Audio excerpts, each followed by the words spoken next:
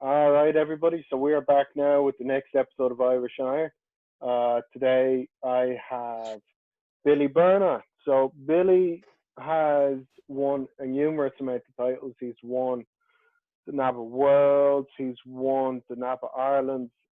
He's placed very high in most things he's done. He also has done a plethora of powerlifting and strength sports before he went to bodybuilding. And he made his comeback against myself, and he won the class when I came last. So that was nice to step Well, on stage. it wasn't really a comeback. It was just more like a short visit to the stage to see how it fared out, and then I was like, Yeah. bye, I'm away again. So what made you come back? Because I mean, you hadn't competed for it must have been Since 2006, 13 years. Yeah. It was more, I had been training fairly regular, and I have a good friend here, Bubba Wilson. Yeah. Me and him have been training steady at this point. And it was the show last year, good atmosphere, and it's the kind of thing Tommy Staunton and all the guys who's competed in the past will tell you. There's a fire inside, and it never ever really goes out, you know. And I had been training really well, injury free, looking half decent. Strength was really, really good, and it was burning in the back of my mind. And then we had the Irish Muscle Power last year. Do you remember? Yeah, I never went. I was gonna go this year, but sure, look, that's all.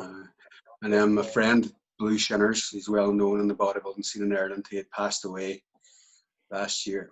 Well, not last year, but the year previous. And he always had good faith in me, and always showed, talked about my talent, and I was a keen to bodybuilding. And when he passed away, it kind of meant a lot to me, to compete again for him. Yeah. Because when I had done the Worlds in 2006 in the Universe in 2006, I had kind of opened the doorway for myself to go further, and I never did. I didn't realise that potential. And Blue always maintained that I was probably the one and only at that point in time that could go further. And a wee part of me felt as if I let him down, by not seeing it further. And training going well, and I say Irish Muscle Power that time, Tommy had said to me that they were going to make the NABBA Ireland's memorial show for Blue. So I walked away that day, and I got 12 weeks or 13 weeks from that point to the Ireland's. And I thought, you know what, I'm going to give this a go. So I did. And I over-dieted, overtrained, stressed myself out, and came in looking like a string bean. But you know what, I done it. Yeah. I'm happy that I done it. And I came away healthy from it too. So I'm very, very pleased. Got to share the stage with yourself, and I just it was a class day from start to finish. It wasn't unlike any other bodybuilding show in the past. I kind of come into the actual show itself on the day stress-free, and then as you remember, the show ran 2 hours ahead of schedule. Yeah. So the last 15 or 20 minutes was like a big scramble to get on stage, and it was no sooner on stage than we came off. It was done and dusted, and I thought, Jesus, that was class. So I left that day full of energy and full of beans, and I couldn't believe it was all done and dusted in such a short period of time then, So, but I think I made a good account of myself. Could have been better. I could have been easily 50% better.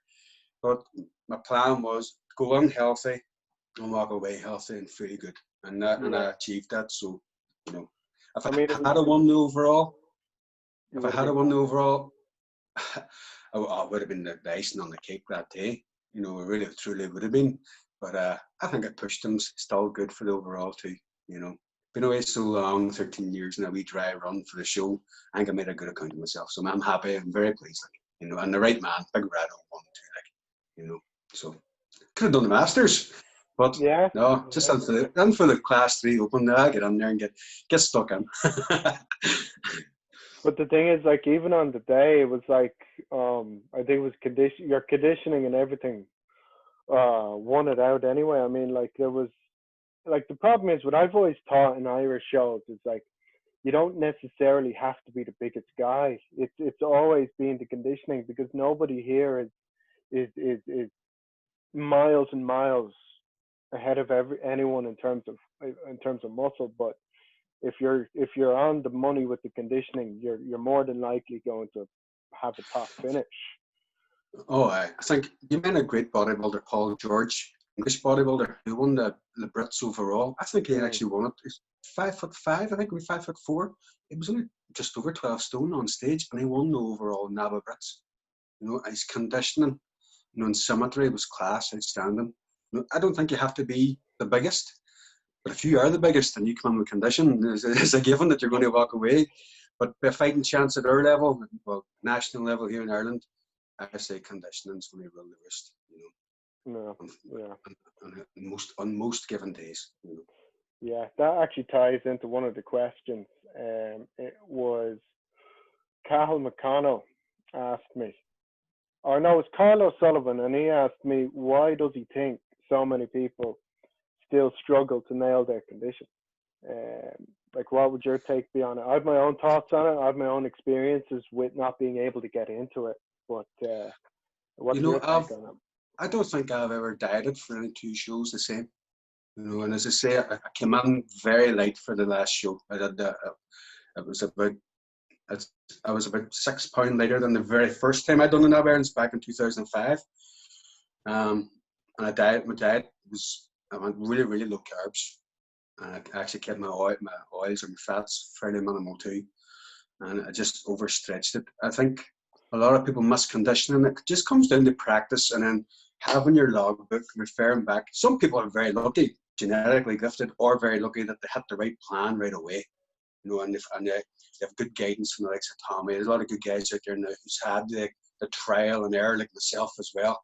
And unfortunately for me, to ask someone for advice, people aren't very forthcoming giving me advice because they look at the experience I've had over the years and they think, this man's taking a hand on me. Asking for people for advice is very hard to do in this industry as well. And getting good, positive feedback. A lot of people is going to pat you in the back and say, "Oh, you're doing great. You're looking brilliant." And you've probably had that experience, and they mean well. They truly mean well, The problem is what I found is people. What I found is you have too many people from different corners. So it's like if you're training with people who don't necessarily, my training partners wouldn't compete. So it's like when they saw me in shape, they kind of thought that's great, but I would have to turn off my opinions taken from them because it wasn't like getting a judge's opinion. But I think there's too much. I get where you're coming from. Yeah. And in the small community we have up here, I was very lucky. Going back here to 1991, I walked into Pete's gym in the Strand Road, and it was Peter Fox, who's David Fox's brother, owned the gym, but Dave ran the gym for him. Okay. And if anybody up here knows, Dave Fox he's going to be brutal and tell you exactly where you're at, what you need to be doing to get to where you want to be on stage. And I've always had the likes of them guys kind of giving me advice. Unfortunately, the last show I kept covered up to the last minute, wee bit paranoid because I didn't want to be any worse than what I was from when I last competed 13 years ago. Yeah. And I didn't want to be. I didn't expect to be as good at the same time. So I just said, you know what? I'm not showing anybody. I'm just going to keep myself covered up to the last minute.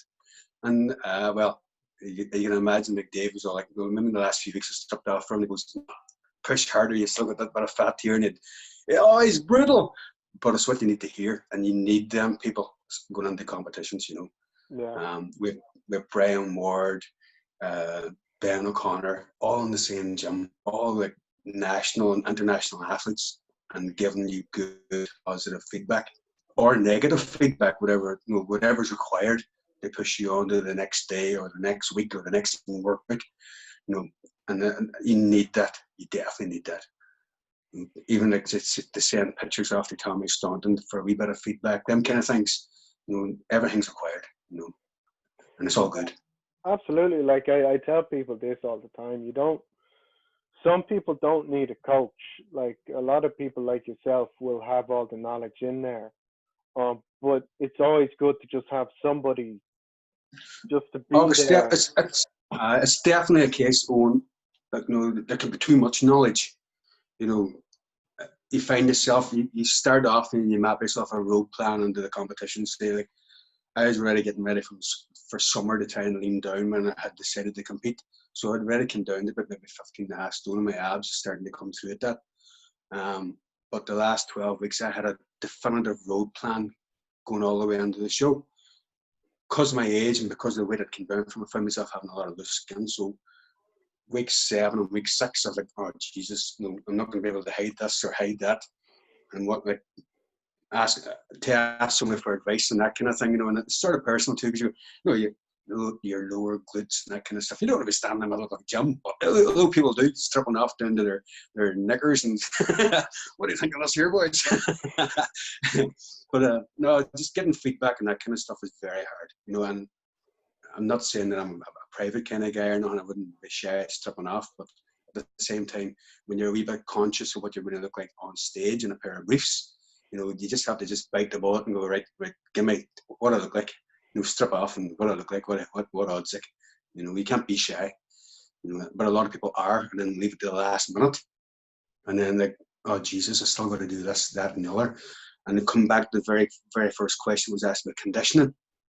You need to be monitoring that 10, 12 weeks out and getting weekly reviews the whole way in. Whether you do it to yourself and be totally honest with what you see in the mirror, right, I need to pull back carbs, need to up my water, need to up my cardio, or maybe you're doing too much and your body's like generating a lot of inflammation, so you need to kind of back off. And these things is all hard to monitor on your own, extremely hard to, unless you keep a tight diary from maybe a previous experience. So if it's your first show and people's telling you're going to be good, get hands-on with a coach. You know, we have some amazing coaches in Ireland, and some people who think they're amazing, but we genuinely do have some amazing coaches, and getting feedback off these guys is critical, you know. And if you're going to invest a lot of time and effort in the gym for the money that it costs to invest in a good coach, well, it's well worth it. The outcome makes it worthwhile, if that's what you're into. Absolutely. I mean, the only segue I would say on that would be, it would go into training. It would basically be like your training. I remember I was talking to Ian and Tommy, and they said your training would be quite Dorian Yates kind of training. Is that the way you've always done it? Like it would be kind of high intensity work? No, really, no. Look, I had taken back in 91, 92 when I had qualified for the NABBA Worlds. It was predominantly that type of training, a lot of forced reps, no drop sets and that kind of stuff. And I trained with a guy called John Buchanan, who was brutal training as well. I mean, him just buzzed off each other in the gym. We didn't know about rest days. Not a notion that we have. We trained 6 days a week. And the only reason we didn't train on a Sunday is because we were on the door on a Saturday night. You know, where we were trained every day. Like I was walking pain. I mean, there wasn't a day that I wasn't suffering from the previous day and still going to the gym. All we had was Flex magazine, and we read all the programs that the pros were doing, and we just copied them. And that's essentially, that was our kind of introduction to bodybuilding.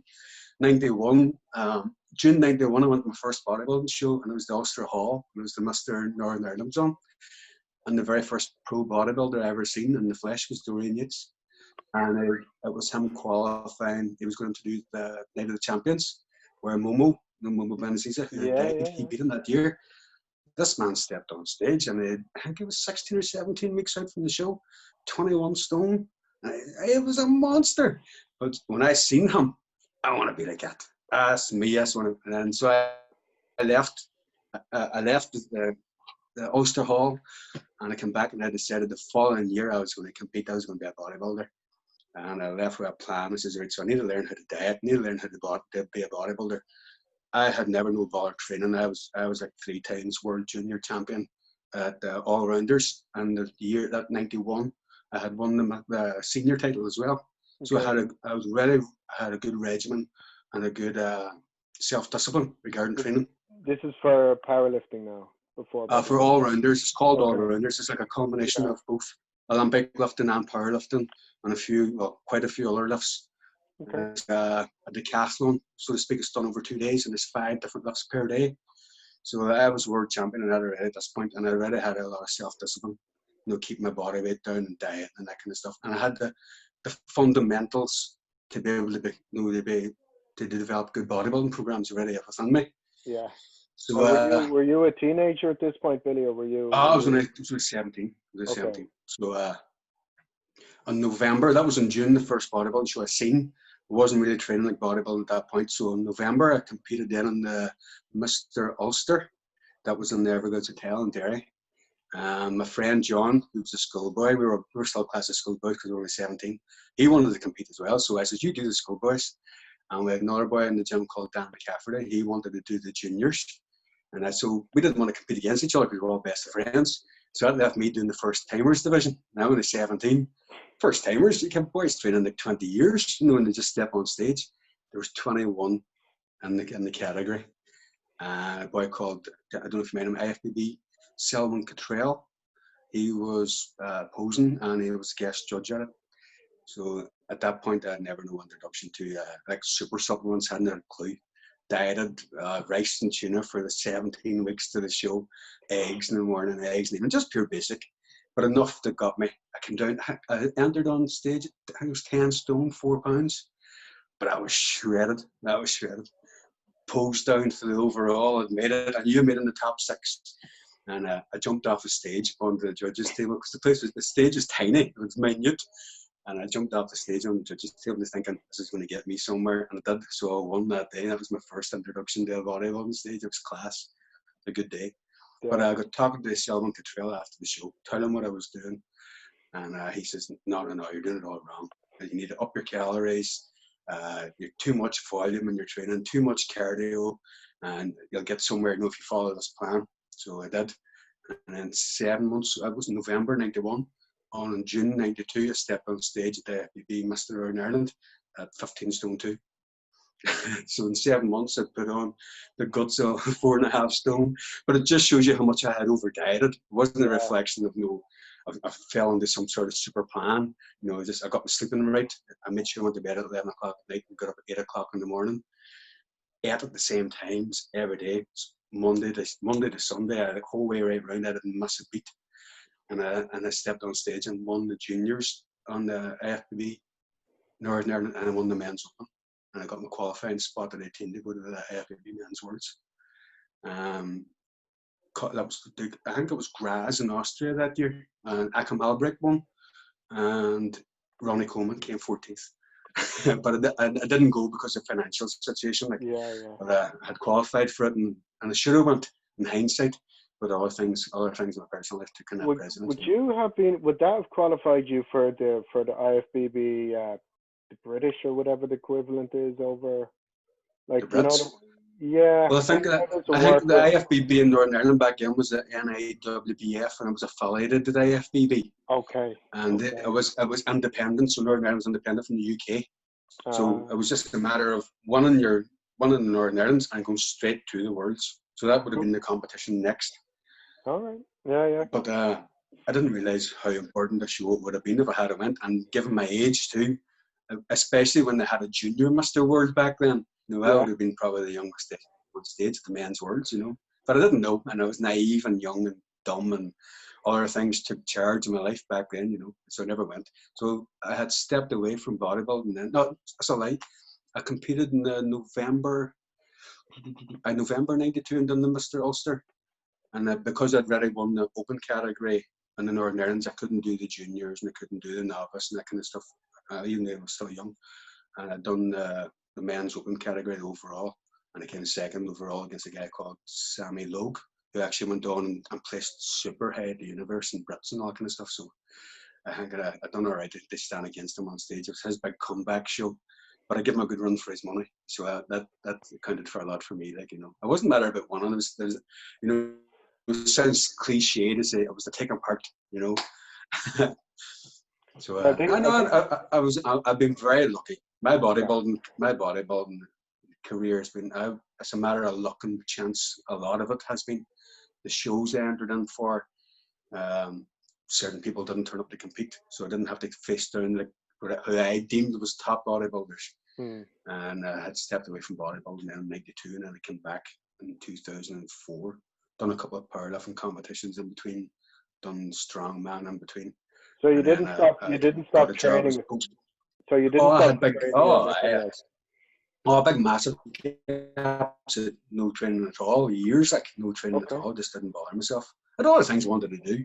You know, just I'd be very focused on things that I apply myself to. You know, and I'd find myself like in balancing things out. Well, I can't do this because I want to do that, you know, Yeah. and I would just like drop things completely and focus on other things in my life, you know. And then, unfortunately for me, them things have worked out really well as well. So I'm very lucky, you Yeah, I know. find, like, I've always found that, like, that the problem is with bodybuilding is it gives you a discipline, but if you don't have, unless you're making money Balance. from it, unless you're making money from it, you shouldn't be fully invested in it. There should be Yeah. something to make your ends meet. For Or me, I have been extremely lucky. For me, I've been extremely lucky. I've attracted sponsors.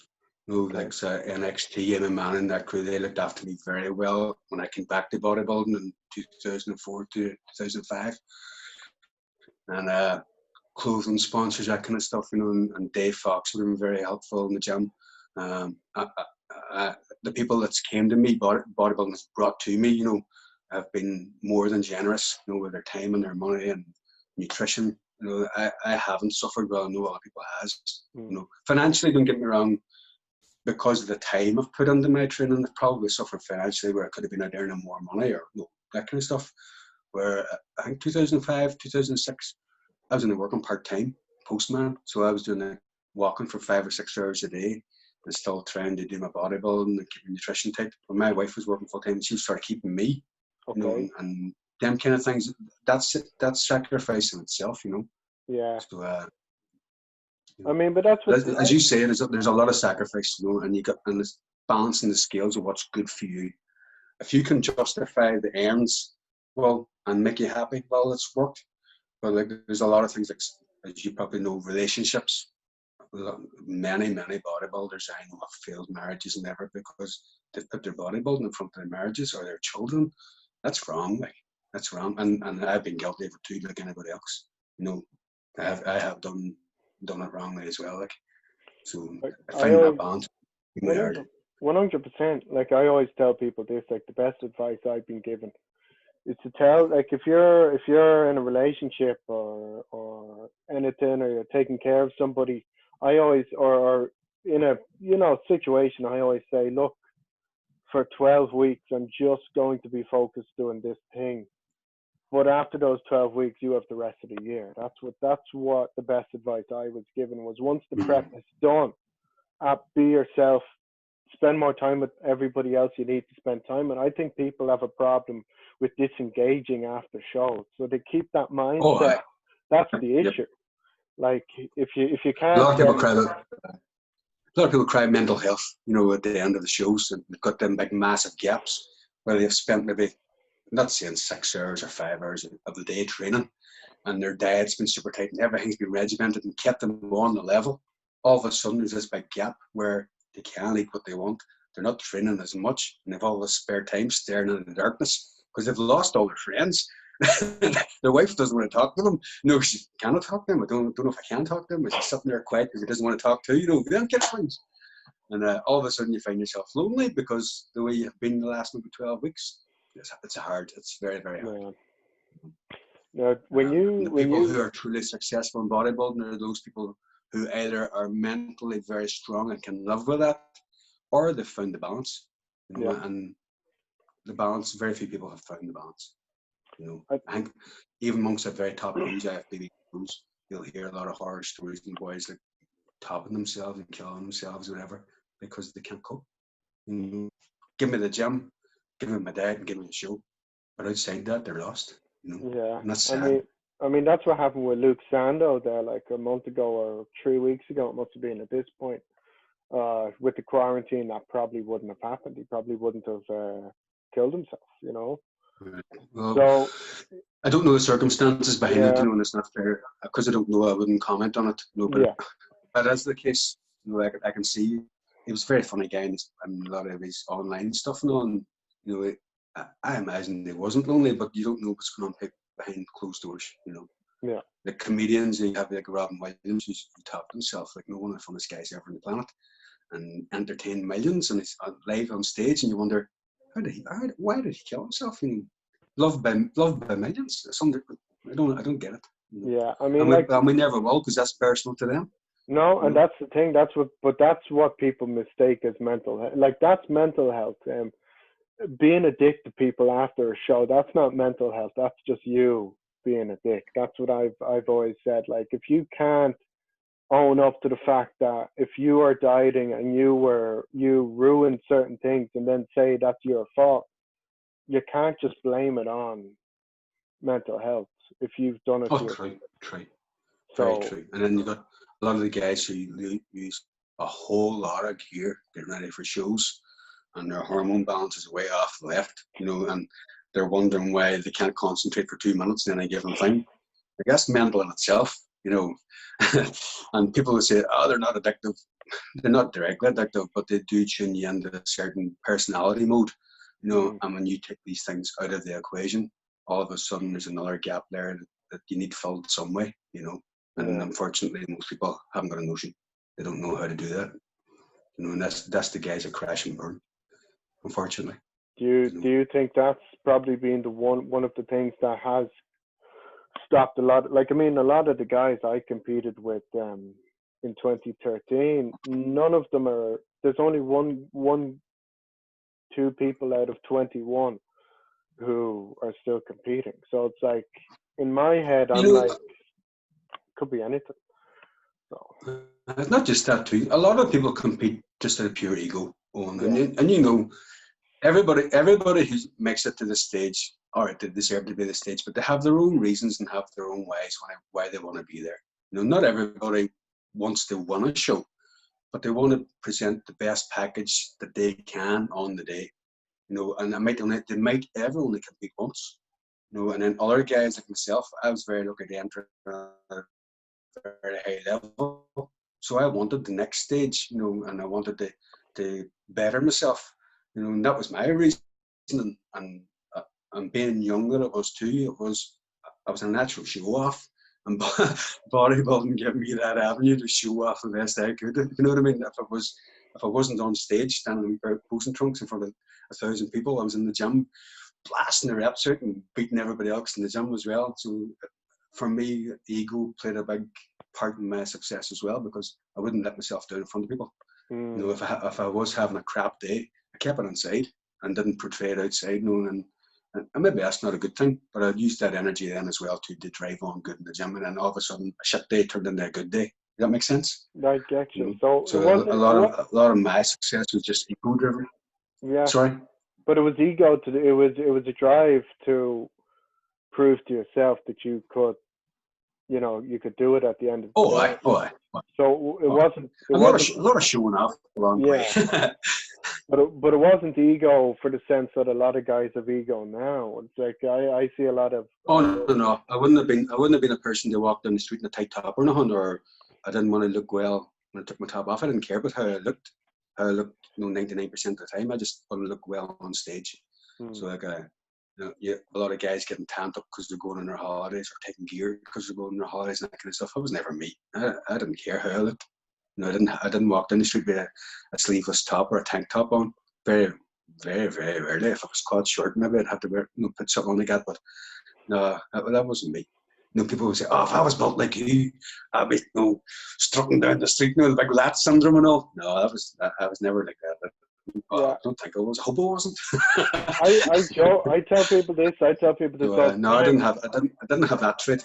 Yeah. See, I tell people this all the time. It's like, when I was in my teens, I would be the guy to walk around in the t-shirt or anything. And as I've gotten bigger and bigger, I just want to keep it hidden. I don't want anyone to see it.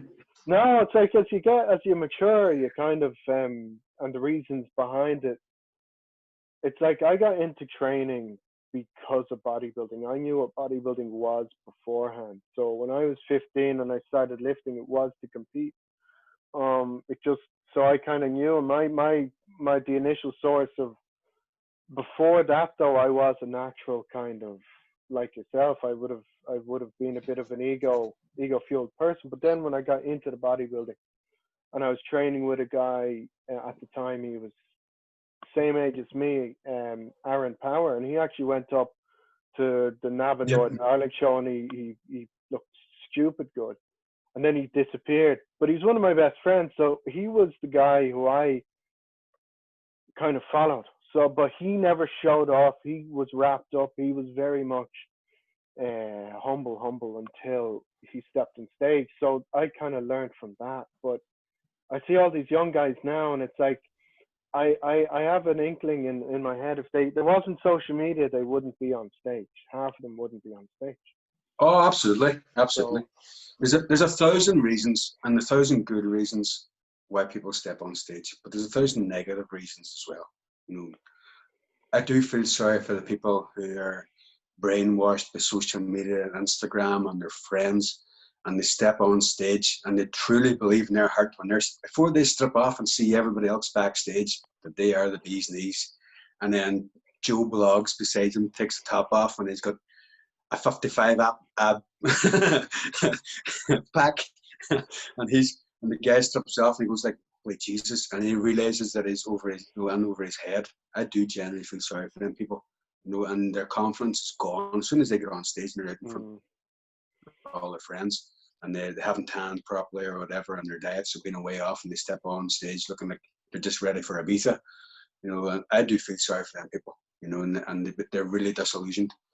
I always kind of going back to the judging side of it there. You know, I think they done it last year at the Ulster Hall, where they sent a couple of judges backstage while the people were registering, and they like, no, that category isn't for you, or you should be doing this category, or maybe you shouldn't compete. I don't think they actually said that to anybody, you know, but it was to kind of sidestep the embarrassment of pulling people aside on stage. And I think that's good. That needs to be done more, you know. It's not nice being on stage and being told, no, go back off again. No, you know the hype backstage, you're maybe there before you go on stage, you're getting all the nerves all built up. You step out on stage and the judge says, no, wrong category. Go back and wait, and you have to wait another 45 minutes or an hour, and know you've lost your pump or whatever. That's become more and more common. So I'd like to see a process backstage where there's an intervention with the judges prior to going on stage, so it's not as embarrassing. You know, and a lot of people who watch on to that process happening where the judges send you off the stage, they don't understand.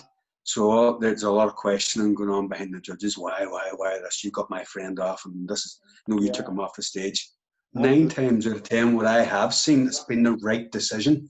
Well, that person has been judged incorrectly in the next category, and they've got qualified for the Worlds or the Brits or the Universe. Where if they had them in the wrong category, they would have got nowhere. You know, Yeah, so I mean, I think that needs to happen.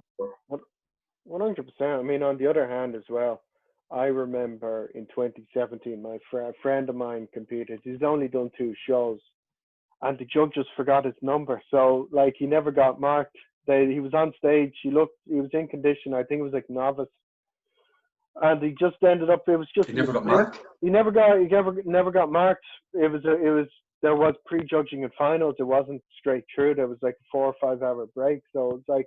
I wasn't judging that show. No, he wasn't. He never got marked. No, I remember you were backstage at it. You weren't judging it. So I was like, but I remember like that was the one time that's actually happened that I can put on my hand. So it's like the fact that it's only happened once, 100%. I agree with you.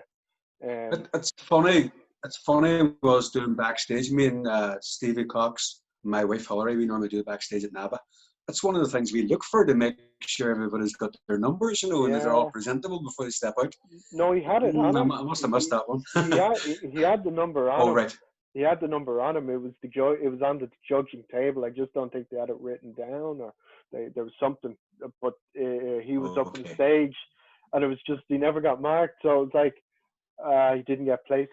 So it was like felt bad for him, but you know, at the end of the day, like that's like out of your control. But there's definitely, I remember like even last year at like there was usually the women's classes get switched around, and then they get put into the class they should be in, and then they end up, as you said, winning or something. So it's like, yep. But do you that's think a nice story too, especially when they're upset, you know, getting brought out, you know, and taken off stage, and it's nice to come back off and go, yes, I got first place.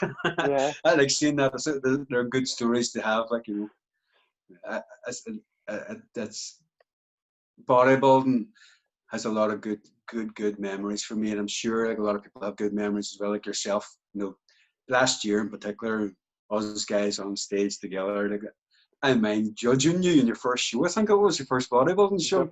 And they stand beside you on stage. It was like, wow, it's classic. Yeah, but what's very funny though is like I remember looking back, and it's like the thing is I don't regret. I tell people this with bodybuilding, like it's always continual self improvement. So if I had, see, I tell people this: the best thing that's happened to me is that I haven't won anything, because it give if you win everything and then you start to lose, I don't think you learn as much. Like that's just my own take on it. Like I think as a bodybuilder, if you Well, lose, I think you learn a lot about yourself. yeah, I don't. I kind of won the majority of the shows I went into, yeah, and a big. I don't want to say that this, but a big kick in the balls I had was 2006. I done the men's worlds, and I won my class and won the overall. When I came back, Giles Thomas was getting in contact with me, and they were setting up. Wayne Demilia was setting up the PDI, the Pro Division Incorporated. So they invited me over to compete in Night of the Champions. perfect. Yeah. So that was I think that was October kind of time. So it was all expenses paid, by the way. This is like, oh, it was some show. Lee Priest won that show. But they That sent us a wasn't massive list of. that wasn't IFBB, Sorry. was it? Was that Wayne Demilia No, doing it his was own PDI. thing? Okay. Yes, Cool. yes. So it had this idea that bodybuilders would be good performers on stage. So one of the categories was they wanted us to dress up like a character, and do like a pose routine in character, so to speak. So another guy here, Liam Stewart, good bodybuilder from Northern Ireland, he dressed up like a leprechaun and then done like pose to kind of Irish music and all, and it was good. It was fun. Yeah. I just came out. I'm a bodybuilder, so I just came out in my posing briefs and done a pose routine to posing briefs. Lee Priest came out dressed in ordinary clothes and stepped on the telephone box and came out like Superman. Them kind of things. But prior to the show, now I had done the worlds, and you can imagine I had died at maybe 2 years, steady, just cycling the carbs up and down at this point after the worlds, and then I got invited to compete in this, and I thought, you know what, I'm going to do it. But prior to you had to sign a contract and that kind of stuff, and if you didn't turn up after signing the contract, essentially the cost of the hotel and flights and that kind of stuff, you'd have to pay that back to the PDA. So weeks were going into the show, and they sent us a big, massive, comprehensive list of what they were going to drug test for, because it was sponsored by New York State. Yeah. And I'm looking, right. So I was like, no, there's nothing I can. That's kind of everything I was used to, acclimatized to. So essentially, I went into the show almost drug free. Okay. And a mind standing really felt out of depth on stage. I couldn't get out. I landed out on I think it was the Tuesday before the competition. I landed out. It was early in the week anyway. I couldn't get access to the food that I needed in the closing days. I think actually the night before the show, I went to Planet Hollywood and had food in there, because it dawned on me that I was way over my head, size-wise and condition-wise. That's how I felt. Yeah. Don't think I was, but that's how I felt. And I stepped out on stage on Sunday, the actual competition. There was an amateur event on the Saturday, and the winners from that category got a pro card, and they were allowed to compete on the Sunday. So I came out Sunday afternoon, stepped on stage. I think it was about 40 of us, maybe 50 on stage at one time. We were all groups of 10, all spaced around, and I was right in the wing, in the dark. And I think that I got called out towards the end. And I just felt as if I was just a spectator, and I shouldn't have been there. And I felt so out of my comfort zone. Was unreal. And I came back from it really, really deflated. And I thought, no, you know what, that'll never ever happen to me ever again. I mind having a discussion backstage. I think it was Wayne Lee and Steph something, them kind of boys, and I was saying like, no, what did you all cut out? Because of the drug test and all. And nobody was like, no. I was like, what? No. It's a serious. It's draw the ball, and they don't even take your prize money off you. Oh no, they don't take your placing off you. You just lose your prize money. And I'm like, Jesus Christ! I think Lee got 75,000 for first place. It's good money, right through all the different placings. And here's me thinking, are you boys for real? No, what do you take? I said, fuck all. I was like, Jesus Christ! Couldn't believe it. I was like gobsmacked. And then 2 weeks later, I came back. Come back on the Sunday evening, and I was in gym Monday morning, and 2 weeks later done the Pro Universe, and then I come sixth in the Pro Universe. So like it tells a story. Like Yeah. So would you say like that was redemption for you anyway? That was like coming back and you know. Well, that Pro Universe too. That Pro Universe, I kind of overdone. I overdone my diuretic that week as well. Then, and I took a diaphragmatic cramp on stage, and it was Blue Shinners who kind of massaged me back to kind of health back the side of the stage. I think I done my posing routine and took 3 breaths the whole time I was on stage. I couldn't breathe. I honestly thought I was taking a heart attack. I swear to God, I was that sore. Couldn't breathe. I mind when I was lying backstage and Blue was up the side, and I think Jason Clark came over too. He was there, but I mind thinking my wife doesn't like me bodybuilding. By the way, she never ever did, but she knows how hard I died and how hard I trained, and she was, this thing's going to kill you someday. And I mind thinking it. Oh Jesus, I have to ring her now and tell her I'm going to the hospital because I'm taking a heart attack or something, you know. But I wasn't, you know. I was ready to train a bit an hour later, but. That crossed my mind thinking, Jesus, she's right all along. Bodybuilding's going to kill me, you know. And I came back, and I think I had a weeping moment when I came back with regret, you know, thinking, I'm sorry I done that to myself. You know, a lot of stupid mistakes that week going into the show because I pushed myself so hard. And it was on the back of doing shit at the night of the champions. You know, I could train every day, right up until actually a couple of hours before I actually left the house to go to the plane to fly over to the universe because I wanted to be good. And Stephen O'Shaughnessy seen me when I arrived at my hotel room, and then he seen me when I left my hotel room later that day to go down, and I had transformed apparently, you know, because I dehydrated so much. And I was like, and then we had to rush. We landed at the venue, and the show had ran a wee bit ahead of schedule. Me and Steph Simpson had went to the bar to get a couple of whiskies.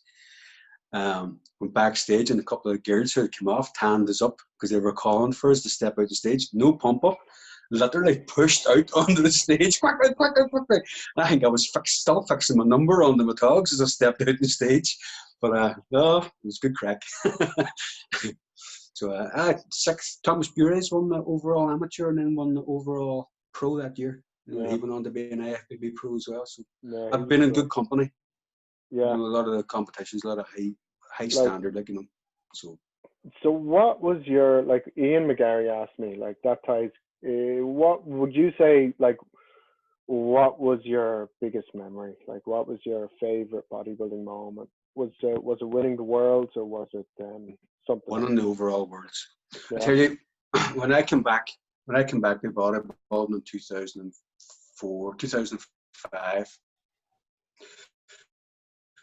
Tony Mount had kind of broke into competing at the universe. Yeah. And Tony Mount has went on, as you know, pro Miss Universe multiple times. And he was the standard bearer in Irish bodybuilding at that point. So I had set myself a target, was Tony. If I wanted to be like anybody, I wanted to be like Tony. And I had seen videos of Steph Simpson winning the universe in 2004. And these guys were all class 3. So I'm class 3.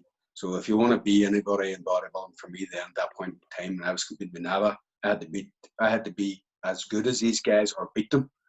So I just went full hog, and I said, I had a clear roadmap set. I'm going to compete in the NABBA Irelands. So I done a trial run. I done the IBFA Mr Ireland in March. I done the NABBA Irelands, and I done the Universe. That's what I was going to do. So Paul Bourne competed in the IBFA show, and he won the class 2. I won class 3. We were all in the overall. And after the show, when he invited me down to compete in the NABBA Irelands, I mind making friends with Tommy Staunton before the show, and he had already won the IFBB Mr Ireland the week before. And I didn't know Tommy. I didn't know anybody. This is my first kind of dipping my toes in the Irish bodybuilding scene.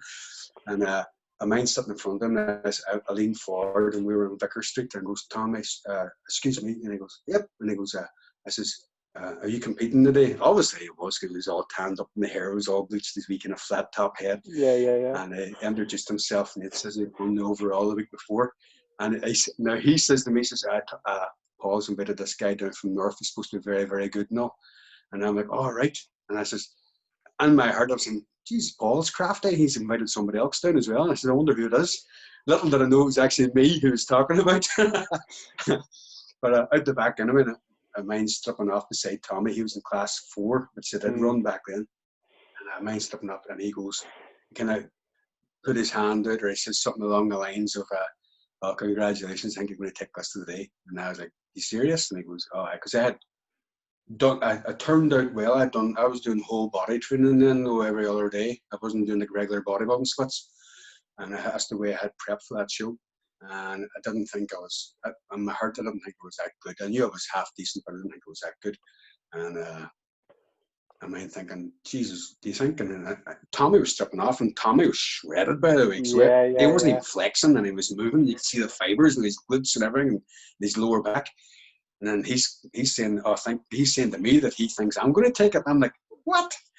And I was down on my own too, and I said, no, not a million years. Like, you're awesome, kind of thing. And then lo and behold, it was me, him, Big Leo, and Neil Brown standing all the category winners at the end for the overall, and that was probably one of my best shows ever. I think that was the standout, and everybody always kind of, well, my generation, we always kind of refer back to 2005 Vicar Street as being the pinnacle of Irish bodybuilding, because all the class winners were all very, very good. No. And then to win that show, I thought, I know what, I done all right. How much did you weigh on stage back? How much did you weigh on stage back then? Because you're not much taller than me anyway. I weighed 14.1. 14.1 in Vicar Street, and then 2 weeks later at the Universe, I was 14.5. And then when I won the Worlds, I was 15.5. So okay, yeah. So I'm just thinking in my head, like that's not much smaller than that's around 212 bodybuilding height. Like that's like that's around that kind of. I'll go back to the night of the champions. We all had to weigh in officially. Although it wasn't, they didn't use body weights to split us up on the night of the champions. Lee Priest was in front of me. Yeah. And as you can imagine, IFBB pros reading the magazines, they all, I weigh 230, I weigh 240, I weigh 250. He weighed in at 192. Yeah. That was Lee Priest's body weight. Yeah. 192. And he's standing in front of me and he turns around and he says, don't believe everything you read in the magazines. That was his line. And he looked awesome. Like, I know. And it's a bit like I seen Flex Lewis guest posing. And when they stand relaxed, their bodies are really, really smooth, as you know. And then they flex and everything kind of really tightens up and hardens up. Lee was exactly like that. You'd think, you're not ready, you're not show ready. And all of a sudden he'd had a pose and every striation would just pop. And that's the way them guys are all the time. It's a different level altogether. Yeah, I remember they really do make you feel. I think the seminar with Lee was the first. I remember seeing Lee Priest, and it was like came here in 2013, and I remember he was 87 kilos, and I was like, how can somebody be under that, like under what you think a pro bodybuilder would weigh, and look that crazy? Like that was a shock to me, because the first bodybuilder. Even better again, going into the night of champions, he was. Sorry. No, I was sorry. Again. You're breaking up. Going into the night of champions, Lee was posting up with kind of like a big Facebook group at the time, for everybody competing. And Lee was posting up that he was extremely ill. He had took an abscess in his shoulder, which was leaking profusely, and he had to go, like, it loads of shots. It was collapsed in the shower and everything. He was not well. And then to turn up on the day as good as he was, I was like, how do you compete against that? He was sick for weeks and weeks and weeks, and out of hospital, and still turns up, takes the show. And it wasn't even like close between second and third. It was like there's second, and then there's first place up there, Lee Priest, and it was amazing. Fair play, didn't it? Yeah. It just goes to show the gap between national level here in Ireland. Not so much now. The Brits is getting up there. Like, you have a lot of, like, say, Luke Sandow. Come back to our day, you had Doran, them guys, Big Ian Harrison. They were all outstanding FBB pros at that level too. But I think the amount of people coming through now at Brit level and going on to be IFBB pros and good IFBB pros is rapidly increased. Yeah. That will come in our time too, and I think in Ireland we'll turn around. People always say, "Oh, bodybuilding's dead in Ireland." I said, "Fuck, it's far from it." Everything comes in phases. I do believe there's like big gaps, and then all of a sudden we get another big surge of popularity. And then there's the introduction of all the different classes now since I used to compete even.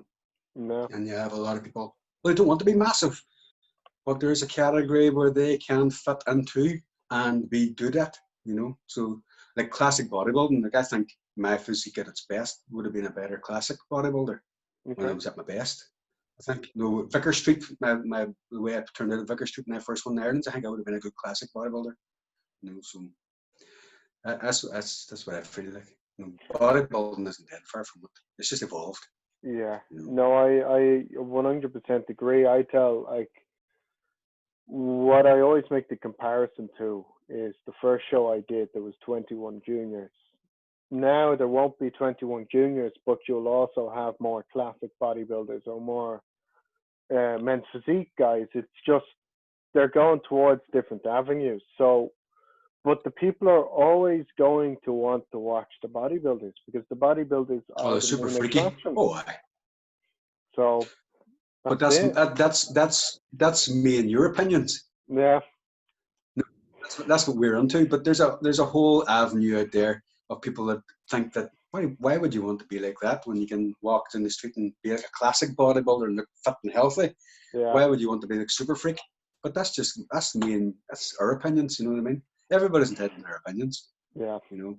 But yeah, what I did see at the start, and a lot of the judging and just conversation about other judges, not in general, was that when a lot of the classes were introduced, they were like, you know, like turn the nose up at them, so to speak. You yeah, know, not belittle them, but like, you know, that's that category now. How do we judge us? You know, that kind of attitude. You know, and then there a lot of judges just wanted to see this, the open categories as well. You know, just let's cut that crap out of the road and get on to the big main bodybuilding event. But if you want to, if you want bodybuilding to continue, that's where the revenue comes from because it's more attainable for the general population to be in them. Like a lot of the bikini categories for girls. Like look how much people follow them people into the shows. You know, that's revenue. That's bums on seats.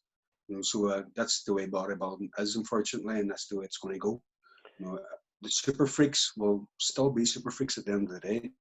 You know, and they will come along. We have like the juggernaut, the big guy. He's getting there. Like, you know, when he puts it together in the future, he's going to be some force. I think. yeah. You know, I can't wait to see Connor do well. yep. And he's still young. He's only 30. You know, But I sort of mean it's just a matter of time before he puts it yeah, together. You know, yeah, he is going to get it right, and when he does get it right, he's going to be a force. You know, and he's got a big lock on his side who's guiding yeah, him.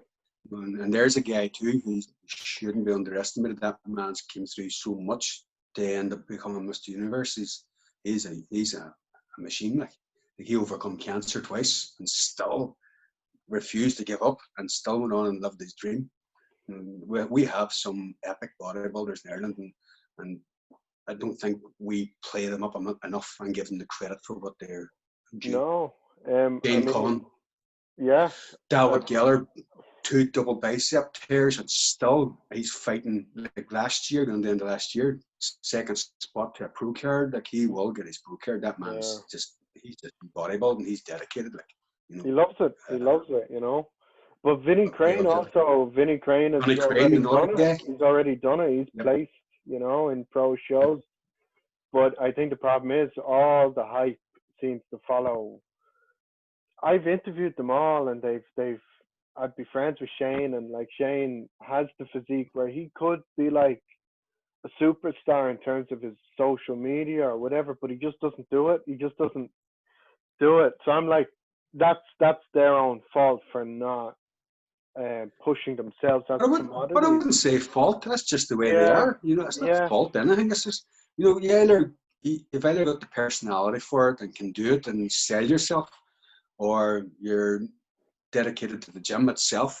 You know, yeah, and you do have a life outside the gym, and that's what you want to pursue. You know, yeah. that's just them. You know, you can't knock people for it. You know, No, if you want to generate revenue in bodybuilding or make a life for it, it definitely is. Social media is the way to go. You know, yeah, it is. It really is. Like, but yeah, and if it's not the case and you have another line of revenue, I gotta have a great job. I do have a great job, and I could going into last year. a lot of changes in my workplace. And I thought, I'm not going to have a job at the end of the year. So I'd sat down with Ian and Coach Ian, and I was going to launch into my coaching full time. But Okay. things changed all of a sudden, and then it just came sweet again. So now I'm back down to just coaching, just intermittently, so to speak. You know? Yeah, I get you. That's, No, that's that's just the nature of it, like, you know. yeah, no, But I tell people all the time, Billy. It's like, it's like there's two sides to it. It's like, I think it's like if you are trying to make money from it, you have to use everything that you have to make money from bodybuilding if that's what you want.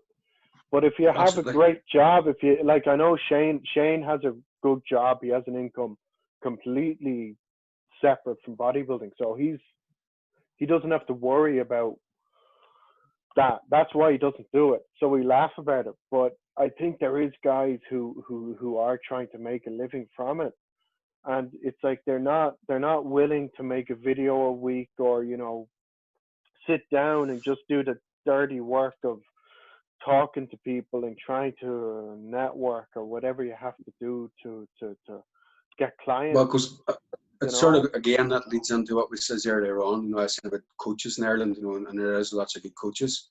Yeah, There's a lot of mediocre coaches who do extremely well because of social media. yeah, And like I said, I'm not going to name anybody, but there's a lot out there, and I wouldn't be going to them for advice, but you can get people to a certain level, each body, or help them with their nutritional needs and get them to X, Y, and Z level, and that's where the money market is in that kind of that area. Coaching people for to get on stage, yeah, that's that's there's no money in that. There really isn't. Like, many people compete really at the end of the day, but getting people ready for their weddings, getting people ready for their holidays, or just making general lifestyle changes, there's a lot of money there, yeah, and unfortunately, you don't have to be the best coach to be able to cash in that category. Although they'll sell themselves like they're the best coach ever, they don't need to be. The basics and training and exercise and nutrition will always pay off at the end of the day. And if you can guide people down that avenue, you're on the cash winner. So yeah. I mean, that's what I tell people is like, I tell people this: just because I bodybuild and I do certain things doesn't mean I'm going to train bodybuilder. It's like that's never been a goal of mine. Every person I have that has wanted a bit of bodybuilding advice, it's generally been, I haven't looked for it. I've never looked for it. Like, I've no problem helping somebody, but there has to be complete. Um, I'm not naming names, but I have prepped people before, and it's turned out they haven't followed most of it. And then, yeah, I think we've all been there. yeah. So it's like in my head, it's like I just want.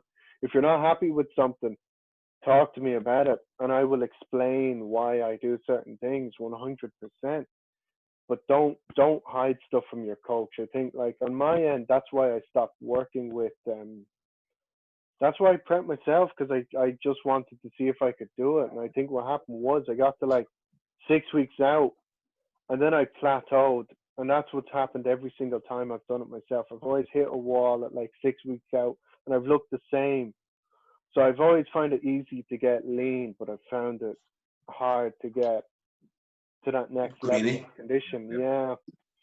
So I've been very lucky in the life that I've had and the experiences I've had and the level of knowledge that I've gained over the years. I've been able to handpick the majority of people who've came to me, yeah, and laugh all you want, but I sort of the first initial week or two, if I'm doing one-to-one coaching, I have tests that I put people through to check, just to test their mental fortitude in the gym, and I will drive them really hard.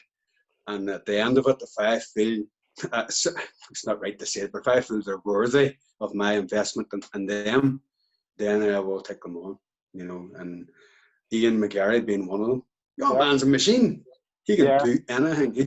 He is possibly, what's that, the hardest working motherfucker out there. He coaches, he works, and he yeah. trains like a machine. And he's not the Mm. genetically best given, not by What a long shot. like what I he think, lacks in genetics, he makes up in the gym and yeah, work ethic. You know, and 100%. I enjoy every minute that I spend with him. He's brilliant. Do you He think he just? reminds me when I was younger. Do you think he just needed Sorry. that? Do you think he just needed um yourself or just somebody to just get him that little bit further? Because he's never had issues getting big. He's never had issues bar just that little bit of conditioning. Um, like he's It's been, not even that. yeah, He has all the yeah, knowledge. It was just like a holding hand. I don't yeah, do anything magic. Not far from it. It's just like he runs ideas past me. I was going to do this or I was going to do that, and I would go yes or no. You know, along that lines, and that's very very simple. It's very basic. A lot of yeah, people fall at the basics, you know, yeah, or they overthink things in the closing weeks, which I was guilty of last year. As I was guilty of it myself, and you neglect the basics, and all of a sudden you've got so many things juggled in the air. And if you change one or two things, and you're looking back, going, "What did I change? Or what did I do? Or oh Jesus!" And you're lost. And yeah, then you're trying to rethink back. You know, lucky I do keep a diary. You know, but I changed a lot of things. I panicked in the closing weeks, and I changed a lot of things in a very short period of time. And then to retread that to get back to where I was couldn't be done. You know, yeah, so I found myself lost in the closing weeks. But it's the yeah, same. It's the same. Most of the people just fall at the basics, and it's just a guiding hand and keeping them on track, no, reassuring them that no, follow the plan, stick with the yeah, plan. And that's where a lot of people change their plans too quickly. A lot of people change plans 4 to 6 weeks. No, because they become bored. And when a person comes bored in a program, well, they're not going to apply themselves 100%, not in a million years, because they don't yeah, believe in it and what they're doing. You know, if somebody has true belief in what they're doing and they can see the goal of where they want to be at the end, they're going to apply themselves 1,000,000%.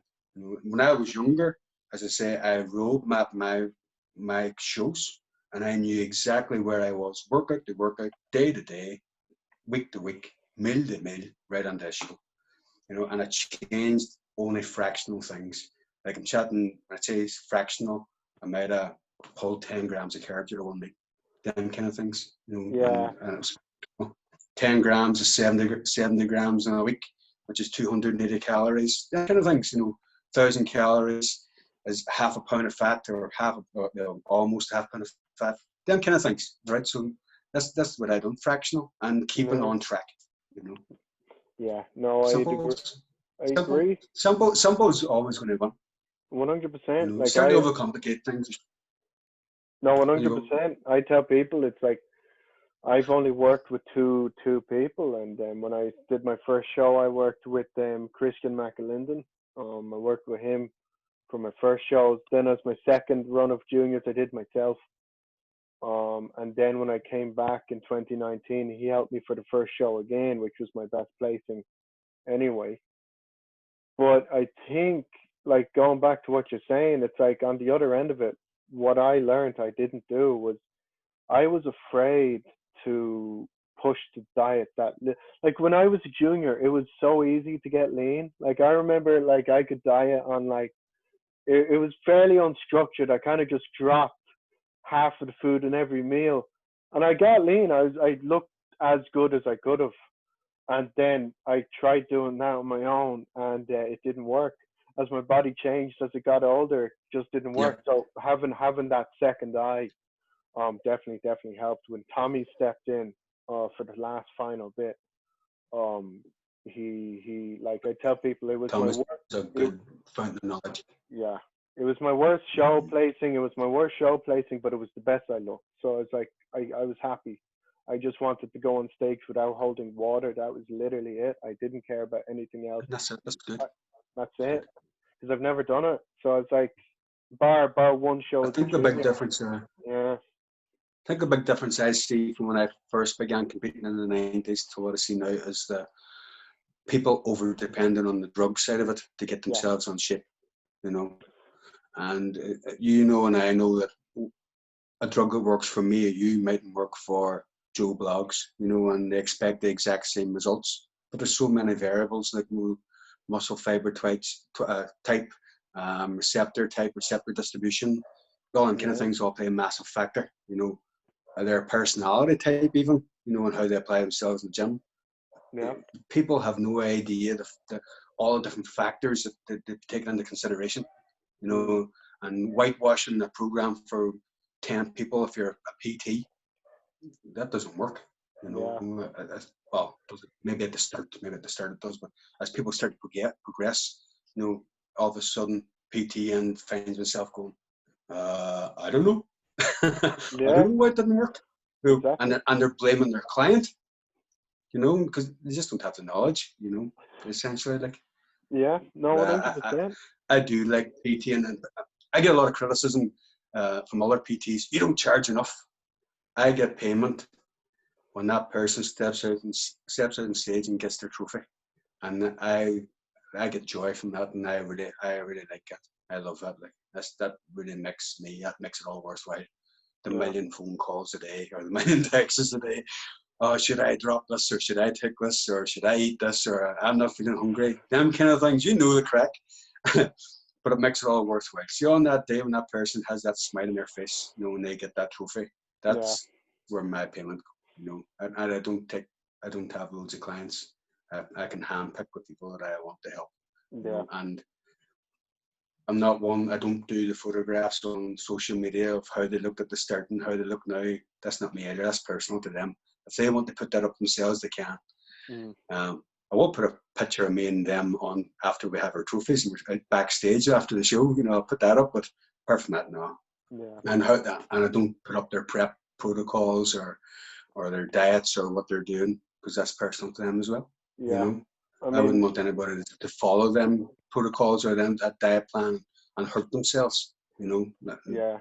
or be ill or whatever, or to find out, or to have the perception that, oh, that's crap. There's no way it was that easy.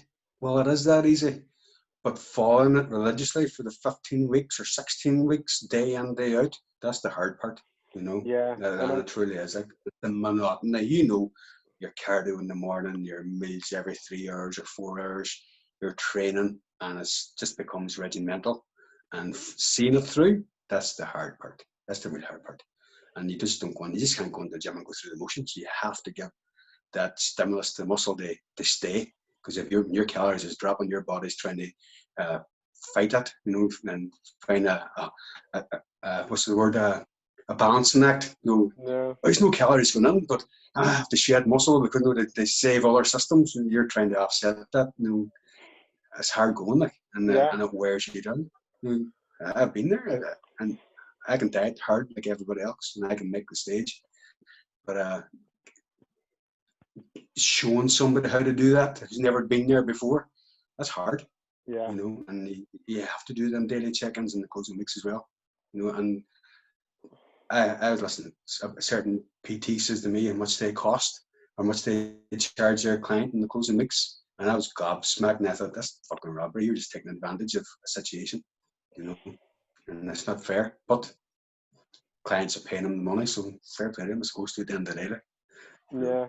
I Same. mean, 100%. I want to go back. I want to go back to you said something back. It was interesting. It was don't try.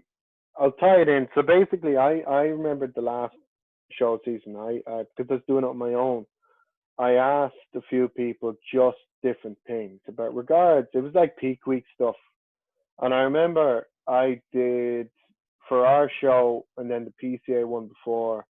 And then those two, it was myself. I had Tommy for the one after, I had Christian for the one before. But I remember each teaching protocol was different. But I found when I was working with somebody and having somebody there just to say, just for the mental side of it, I came in much better every time. Whereas when I did it on my own, I over diuretic and I just looked like a mess. So it was like, do you think like Well, I that? think that last week, Yeah, yeah, no, I no, think the last week, a lot of people, stress has a lot to do with how you turn out on the day.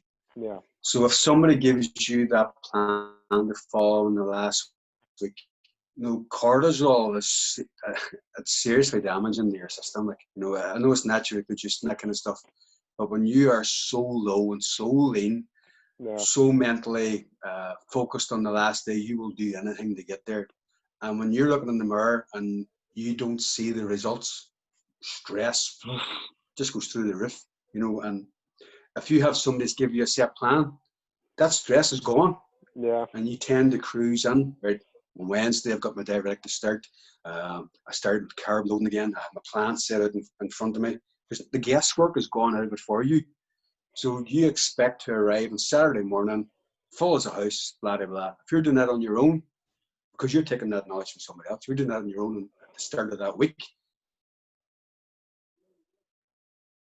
you're essentially guessing your way through the week, Yeah. you know, and you are guessing that you will turn up half day and every meal through that whole week.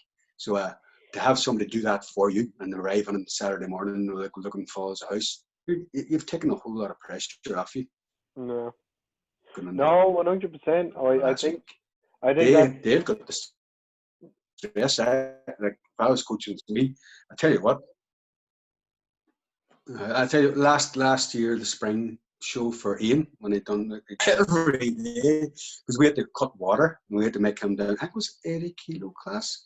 Yeah. And at the beginning of the week he was like, I think beginning of the cutting phase it was 86.5 kilos. So like we got to 13, just over 13 pounds to shave off him to weigh in, and then fill him back up for the next day.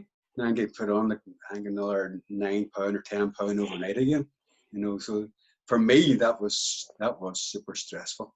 You know, but I had a plan, I had an idea in my head, and I said I'm going to stick to it. I'm going to be true to it. I'm going to make sure that he is on the money. And I says, and I think we talk nearly every hour from Wednesday, or every 2 hours from Wednesday to the show, either text or talk, to make sure that he was following exactly what I was saying. And I have it all wrote down still, you know.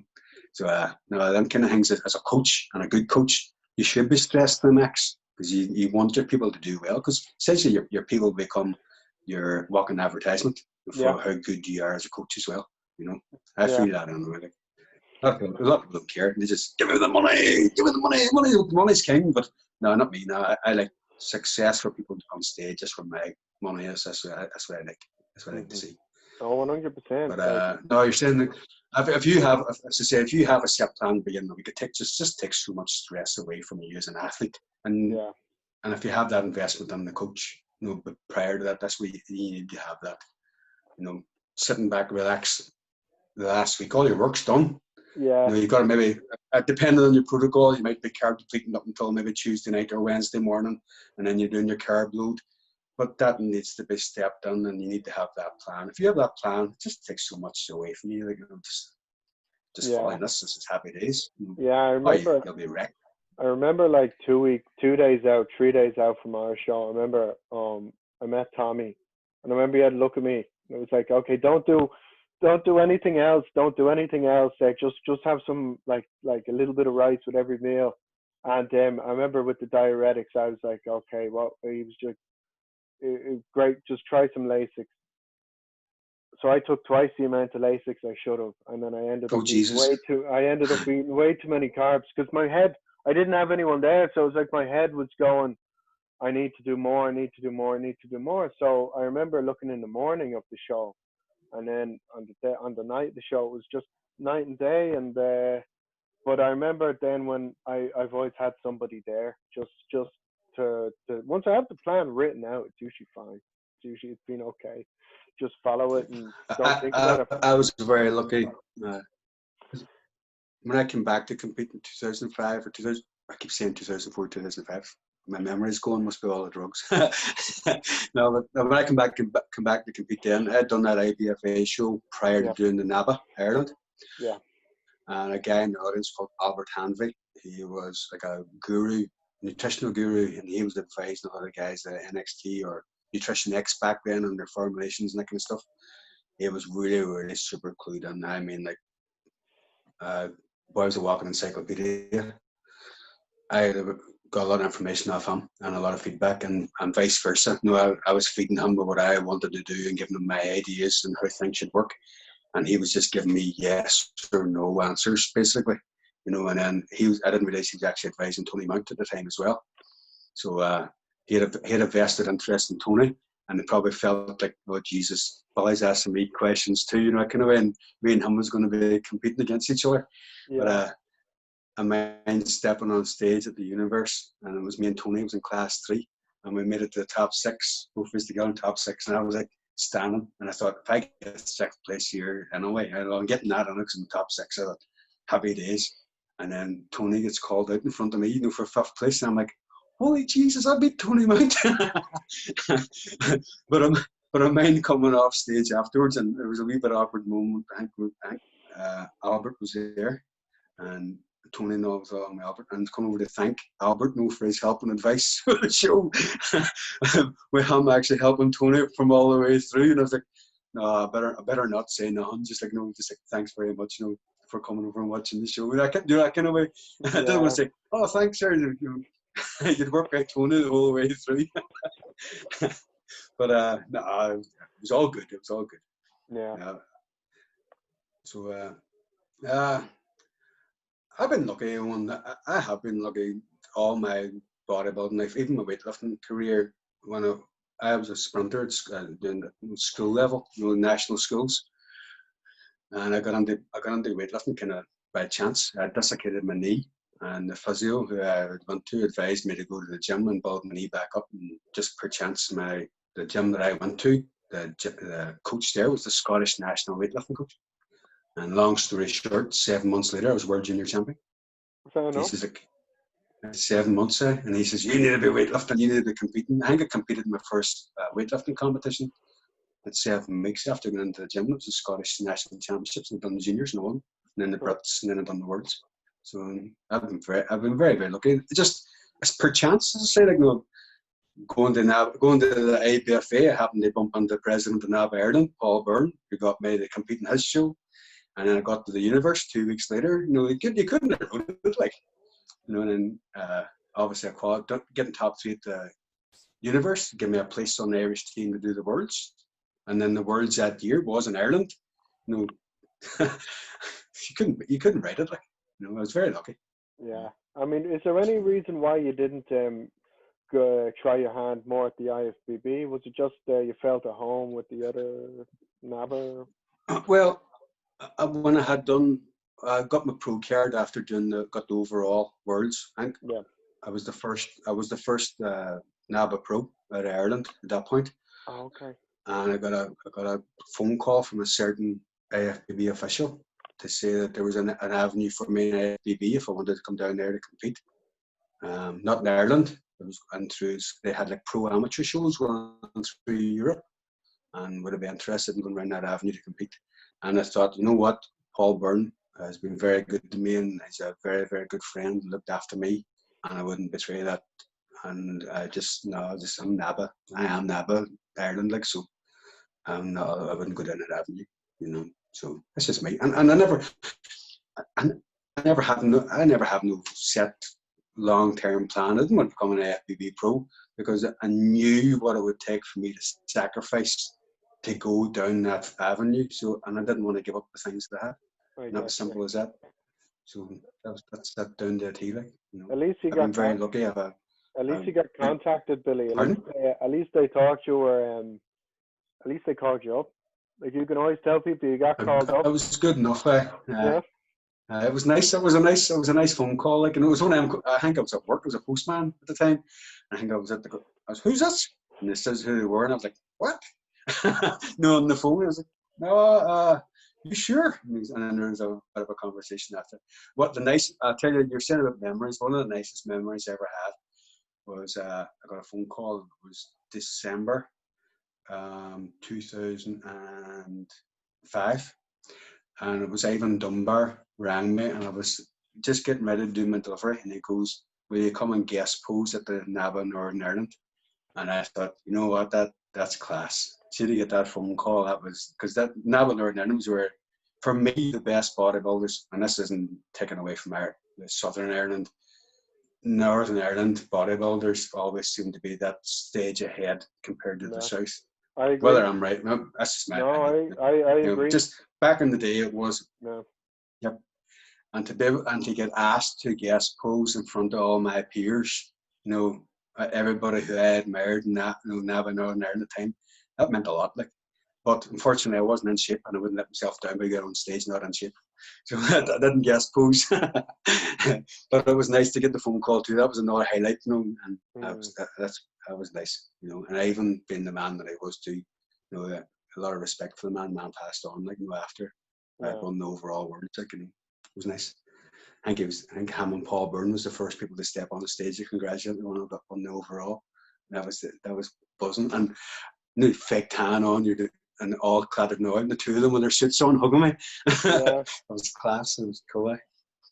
Well, what made you No, I'm very lucky.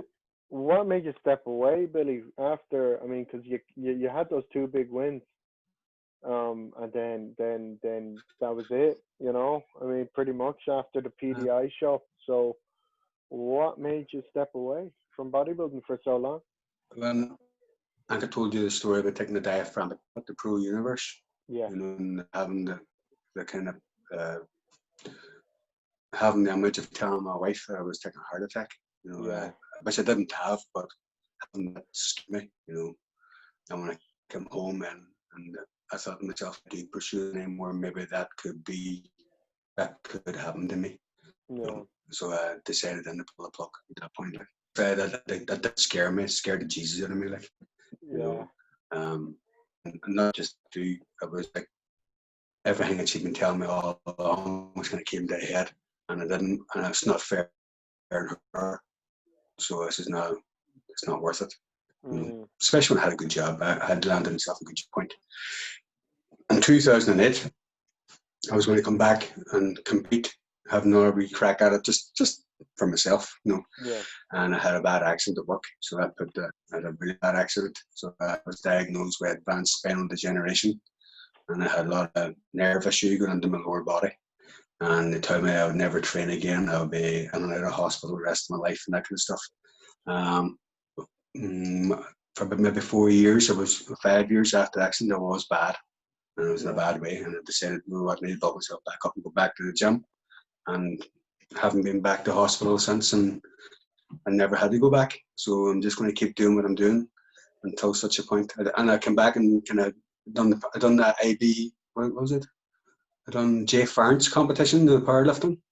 Okay. Done that one. I done that, and well, I bombed out in the bench press, but I done kind of half decent for myself. I had a good showing at it. I competed in strongman since as well. I've done all right at that too, like, so now I went above and beyond what the doctor says I'd ever be capable of doing again. And then last year I came back and competed as well. So I'm happy, like, I'm a happy man. Yeah. But I'll continue to help people, you know. Oh, for sure. I'll never. I don't call myself. I don't call myself a coach, because I'm not a coach. You know, I'm not a bodybuilding expert. I'm far from it. I'm not a dietitian, but I have had a lot of experience. I've made a lot of mistakes myself, and I do see the pitfalls that people can fall into. So, and I'm helping people get ready for shows. It could be trying my best for them to avoid that, if that makes sense. You know. 100%. And as I say, basics is all the one hands down every day. If everything's failing and you're not going anywhere in your bodybuilding, just go back to basics.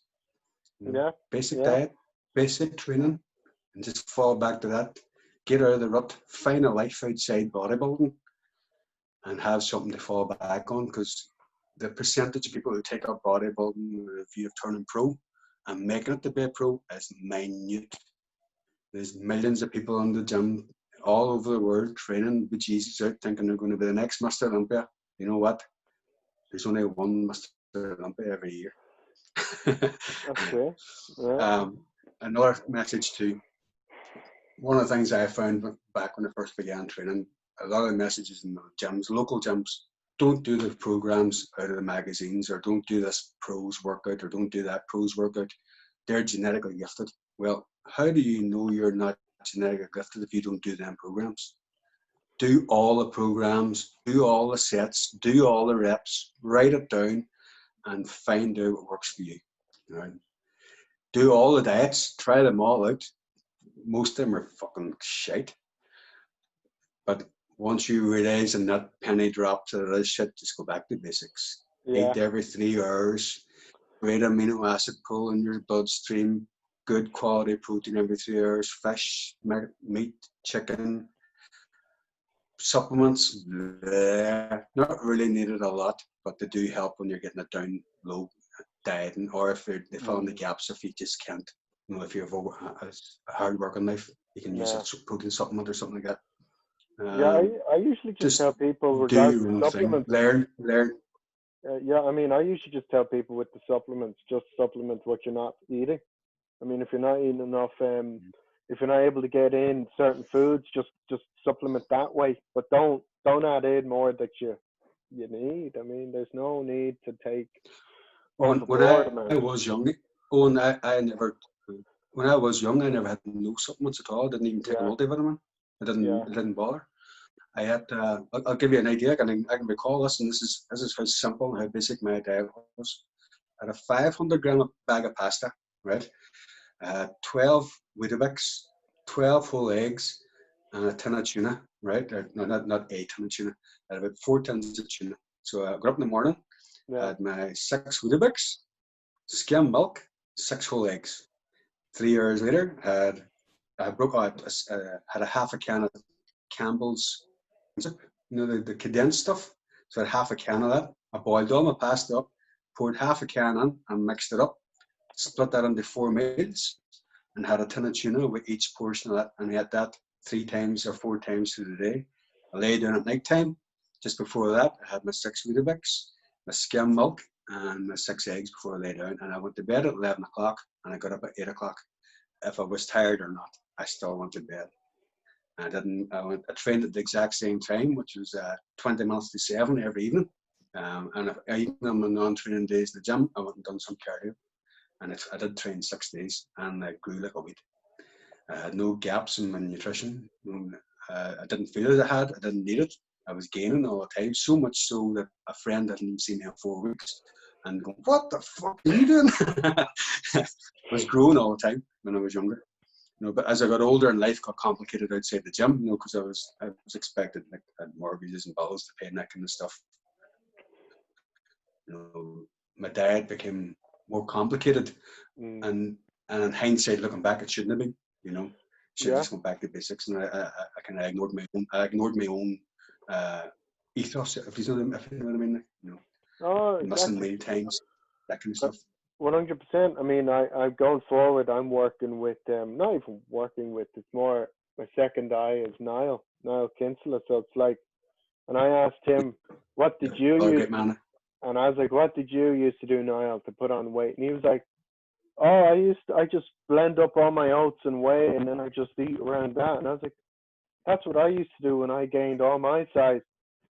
I'm just gonna go back to that because that's what worked the best. Just drink all my oats and then eat 4 meals around that. And I found that added, like And you it's said. basics. That's what I keep going back Yeah, to, basics. You yeah, know, but people, the majority of people don't believe that it's that simple. The hard part is just being consistent with that and being consistent with the training. You know, yeah, even in my days where I was super sore, going into the gym, I still trained the same body part. I just maybe yeah, backed off a little bit, but it must no workouts. You know, yeah, or if I had a hard, I was always kind of known for having good legs, and when I trained my legs, like, I was blitzing like the Jesus out of them, because I wanted to have a standout body part, and for me, everybody here back then, nobody really had good legs. no, It's just that's as what I tell. my legs just kind of half decent anyway. That's what I Sorry. tell people. That's what I've always said. Like, if you have a good pair of legs in an Irish show, uh, Yeah. you'll do well. You'll always do well. Like like a lot of the guys. I was kind of always criticised for not having like a good chest or a good back. Yeah, I says, but nobody's going to stand on stage beside me and blast me for legs. So I says that was going to be my forte, was having good legs. I was going to be like Bully the Platts Bourne of Ireland. So I went on every time into the gym. I was kind of the strongest in the gym for like the shoulder pressing or whatever, or doing leg stuff. I was going to be the 30 or 40 rep king doing squats and all, and I just kind of followed that kind of yeah, stuff. Like even if I done a heavy leg extensions, leg press, hack squats. I finished off with squats, no free squats, yeah. and I still went really heavy and still maxed out the reps, till I fell over. And I lay in the gym for about half an hour and like a big angel wing of sweat around me. And then I got up and went home. But Like, no, I was very regimented in my training, very 100%. regimented in my training, my diet, and I never missed none. You know, 100%. so I agree. It's needed though, because I mean, even looking back at my own changes, I mean, I felt during the preps where I trained like I did in the off season, so it was always heavy free weights. Like, I mean, for my legs, I've always been lucky. I've always trained with guys who built really good legs. So it's like I've trained with people stronger than me or higher. You know what I mean? I'd always train with the guys I I understand look it. up to. Yeah. So I remember, like, I don't train with guys who I wouldn't train with usually, unless it was somebody who competes now, or maybe just powerlifting or something. But I remember it does carry over, because when I trained with people in the preps like that, I remember the biggest the legs was when it was all the free weight squats. It was all the heavy basics, and then once I Yeah, backed off it a bit, it kind of deflated a little bit. The whole physique kind of just deflated a bit, and don't I regret think it. so too. Yeah. Yeah, but As soon as I pulled squats out of my routine, I always say, well, I don't know if it's psychological, but I mind looking down at my legs and going, no, I need a squat again. I need a squat. No, because I would go through everybody, because you're just so hard, sore hips or sore knees for a spell or sore ankles or whatever, and you would back off, a wee bit from X, Y, and Z, whatever was agitating you. So if I pull squats out for anything at the time, and my head, my legs is shrinking, and you get the squats back in. So I'd always work away in, rather maybe putting them first in when you were fresh, and yeah, or pre-exhaust them, first, and then put squats in to get them in, because it used to mess in my mind if I didn't get squats in. And I'm sure a lot of people have other exercises, guys doing arms or whatever, they can't do this exercise because they give them sore elbows or shoulders. But if they mm, don't do it, they think their arms are shrinking. That's the kind of mindset I had. what? But I was never closed off to trying anything. Yeah, As I say, I'd done full body workouts, getting ready for shows and that kind of stuff, and I'd done a lot of reading and a lot of kind of experimenting on myself. mm, A few guys had issues getting ready for shows, and I said, well, why don't we try this? And they're like, nobody trains like that. And I said, well, nobody trains like that because it's hard for starters to do it yeah, consistently.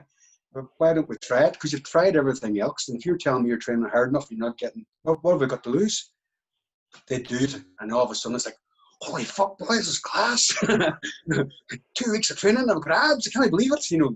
Or they just train or change their food types about, or their food sources about. Maybe they've got an intolerance that they were never aware of, mm, and we change it around, and all of a sudden it's like, holy fuck, this man's amazing. No, it's not. I'm not amazing. It's just like we just tried something different. Do you know what I mean? yeah. But a wee bit more open-minded. There's more. There's more ways to skin a cat. That kind of way. The skin a cat, is that the right term? Yeah, that's it. Absolutely. No, So I agree. I agree, Billy, because it's like, I remember I was told, like, I never really did heavy deads, and I never really did heavy deadlifts off the floor. I used to, but I always felt like mechanically, I have very short arms and a long torso. So it's like, for me, it's more like yes. a squat. So I always said, I'm just gonna do really low rack pulls. So it would literally just be about that much off the floor for me. And then I do heavy bent overs, and I do heavy T bars, and I do all the heavy rows and all the basics. But I never really did heavy deadlifts, and I found, like, I didn't have to do them to grow, but I did variations of the same movement, so I replicated the Yes. movement. Yes. But do you think people just are so, like, I did try it. If I found it was a good movement for me to build it back, I would 100% do it. But I found I could work with it. I think people just You under, closed. yeah, They see a set way of. You know, I would be wild for arms. I do big volume work, like 30, yeah, 40, 50 reps, and even leg press. I would be doing 100 rep sets and that kind of stuff. People are just closed. They're closed-minded. How can that be of benefit if you're doing such high reps? Well, you know what? mm, There's muscle work in there. So there is a benefit happening. You no, know, some people see too, like, there's more than one subsystem. You have your cardiovascular system, your neurological system, your muscular system, your tendons and cartilage and ligaments. Everything is of benefit. If it's no, not, working this type of muscle fiber, was working another type of muscle fiber. Bodybuilding, it's called bodybuilding. You know, there's lots of different systems to be exercised to benefit, to get yourself to the next level. You might have exhausted, like, you know, yourself, you know, neurologically, you know, so that system's taking a hit. So all of a sudden, your bodybuilding program that you're used to, or your diet, isn't giving you the benefit.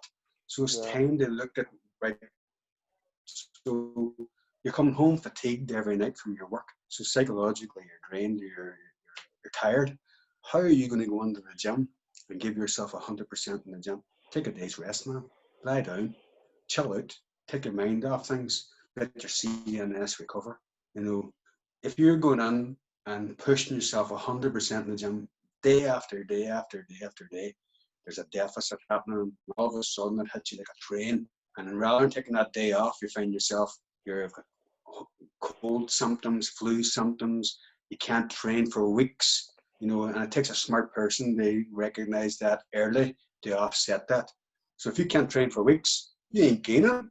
No. You know, your body's recovering, but you're here, you know, you should be gaining like that incremental every time you hit the gym.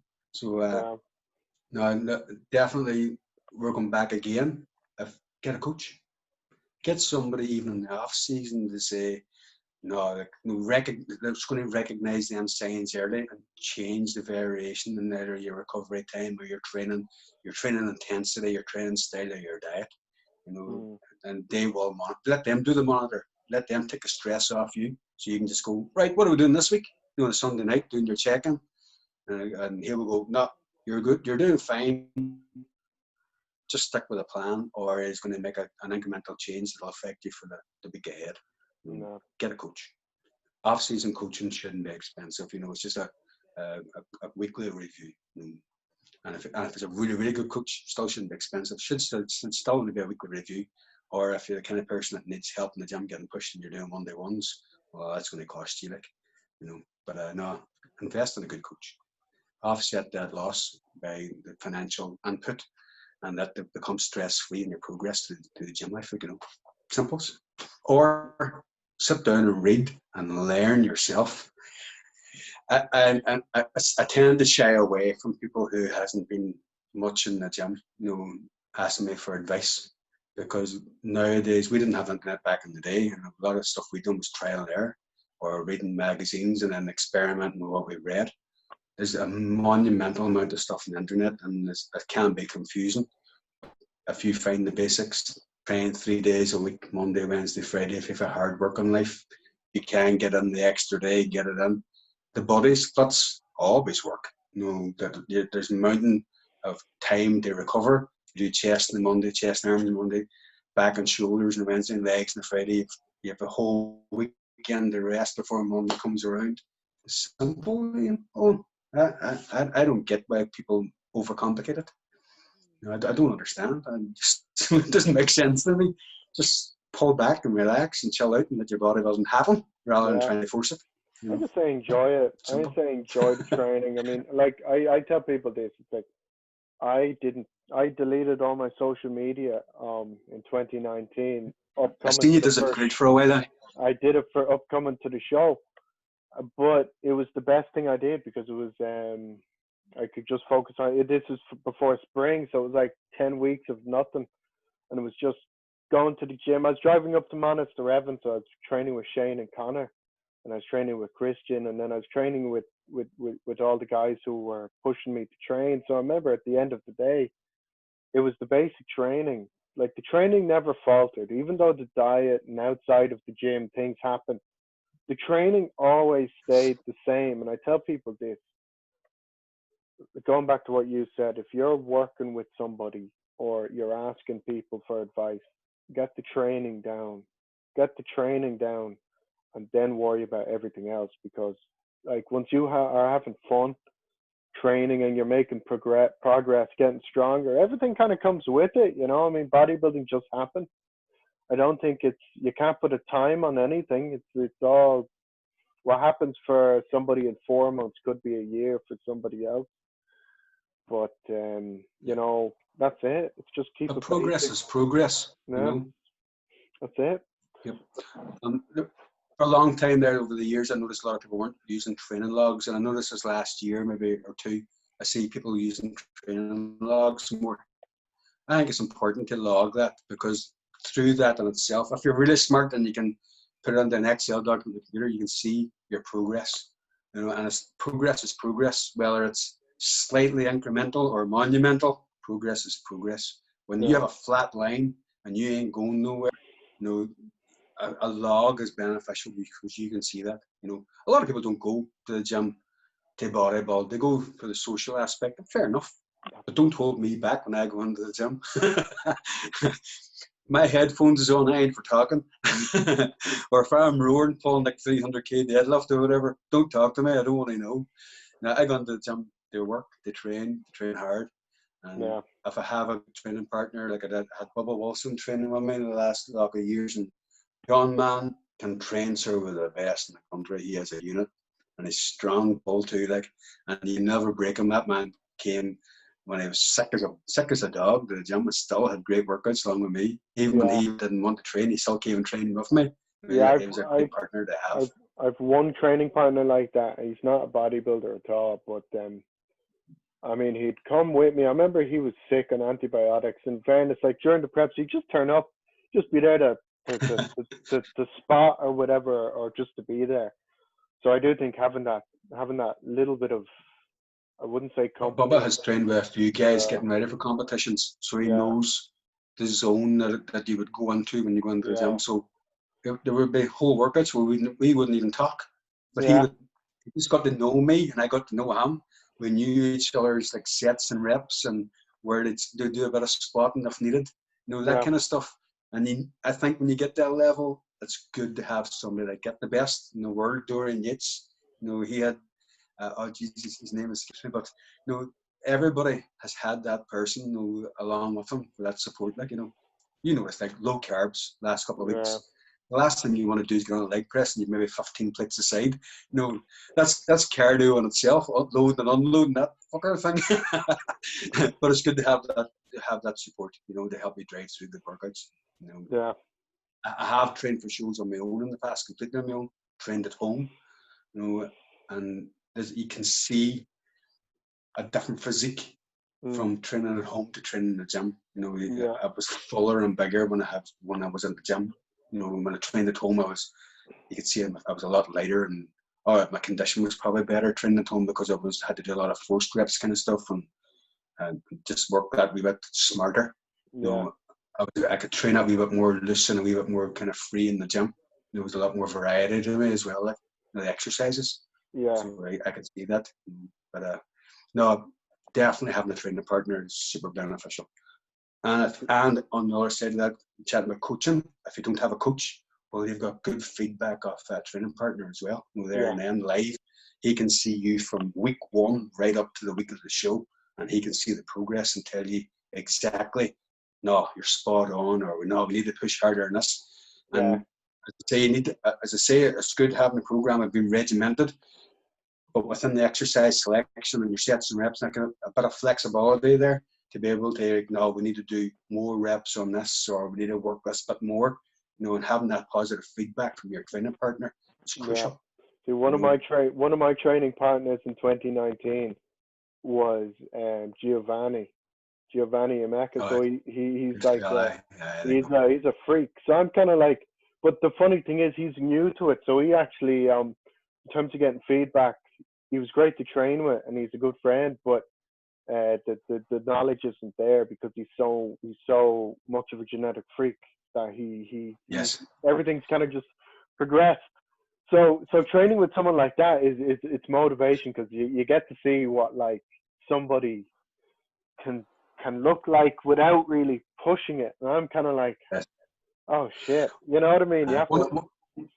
You're saying about genetic freaks and people being good in the gym. One of the lessons I learned when I was younger, that the best bodybuilder in the gym isn't always the best person to ask for advice. You know, but by and large, and as a general rule of thumb, they're probably still the best person to go to get a grounding of where to start. You know, but if you're looking for the finer details and if you're looking for that knowledge, you're not always the best to ask. Yeah, you know, 100%. Definitely not. 100%. Well, look, Billy, we've come up we've come up on an hour and 45 minutes. I think that's. I'm getting hungry, man. I'm meant to be going out fishing now at 7, so I'm gonna. Oh no, you're good on the keto. Yeah. So I'm losing more weight than I'm already losing. But no, look, Billy, it was great having you on. And you know what? I mean, I was saying to Dave and I was saying to Brian, and Mark, I'm gonna come up. I'm gonna be coming up. I had plans to go to the UK. I have a few friends over there. I was gonna see what the bodybuilding scene is over there because I've only been over there competing. I mean, Yep. I remember the first time I went. It was completely by chance. It was like Tommy said, "Don't go to the universe. Go over and do a junior show in the UK. There's one in 3 weeks." So I went over, or it was 2 weeks. And I remember it was the ferry and it was the train both ways. So it was 14 hours to travel both way. So I didn't sleep for 2 nights. And I remember I did it and I came back and it was great. It was really fun. Stress out of my mind, but you know, there was Irish guys there, Declan Clear, and Yes. there. So I just did his water load. I shouldn't have done it, but just wanted to try it out. And then I remember coming back, and I remember like thinking, I don't know where this is going, but I remember like it was the hardest thing I did in terms of competing. And I remember just I didn't place Because the of the best. travel aspect. I think it was the travel. I think I wanted to go to the UK this summer, not Right. doing preps. I just wanted to have a little trip and go up to the north and train in those gyms. But I'll have to come up and train with come up once everything's back to reasonable levels of I normality, you understand. know. Well, you're But more than welcome to come up anytime. where can people Ian's find going you? to. Where can people find you for coaching if you're looking for anybody? Online. I have Yeah, Instagram there and I have Facebook, so just send me a message. cool. As I say, I don't take beginners on. It's not that I don't have the time. I think if anybody's invested in competing, they should have a baseline of knowledge themselves and have a good knowledge of their own bodies to start off with.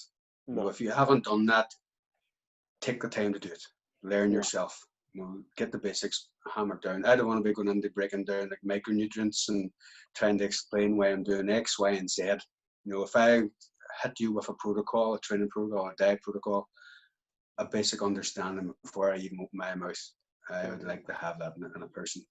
yeah, And saying that, I have taken beginners on who have been genetically gifted, and I knew just if I just wrote something down on paper, they were going to follow it to the heart and not even question. I have had them people, and they've been exceptional, you know, and they've done really, really well. Not in bodybuilding, but in rugby or whatever, you know. yeah. And I've had them people, you Yeah, know. I But train. I know one guy, Billy. I know one guy, and he's natural. He's from Nigeria, um, and he's natural. And I remember he came like he's won all the smaller shows, but he hasn't done any of the bigger shows. His name's Akin, yep, and I he's know, I like, know, I know. yeah. And I remember Yeah. talking to him because It's very I see him every week. And I remember I went down. I went down when he won the NBFI. When he came second in the overall, I drove with him. I brought him to Cork and we stayed at a friend's. But I remember it's like, oh, how long did you diet? 5 weeks. I didn't diet. Yeah, pretty much. And I was just like, but those are the guys. When you tell them something, they generally blow up. You know, it's like he doesn't eat Yes. enough. I told him. I gave him a bit of advice and a few tips and. I'm not sure if he's doing it, but you know, I'm like when somebody like that really You're not like going to, you're not going to turn them people away, not by a long no, shot. Like. no, But I no, think if somebody says they've been bodybuilding for a year, yeah, and I says, right, we're going to introduce, like, say, or I give them a questionnaire to fill out or whatever, you know, just to get a grip of what they're like, and they don't get the certain answers, you know, or give me feedback that I'm asking, I'm like, nah, me and you's not going to click. Or if I bring them up and we do a one-to-one workout, like, I'll just give you an example. Ian McGarrett comes up, put him through a workout. Young man looks for more at the end of it, and I know that I have given him a hard workout. You know, just give you an example. Or I give people workouts, and they never even text me afterwards. They never came back, and they've never competed because they had this. It's going to be this man's going to.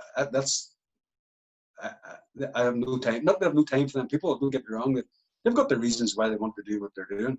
No. But if I'm going to be working with somebody and I don't charge much, as I say, I take my glory out of them doing well on stage. If I'm going to invest my time, I would expect them people at the minimum to invest a wee bit of time in learning and knowledge themselves. You know, at the very minimum. Sit and read the magazines, sit and read online, get a wee bit of knowledge behind you regarding diet and how you're already working and how you've done so far to get you so far works. Yeah. And then we'll chat then, you know. That's what I like. All right. I'd be up the same. I'd be the same, to be honest with you. But you know what?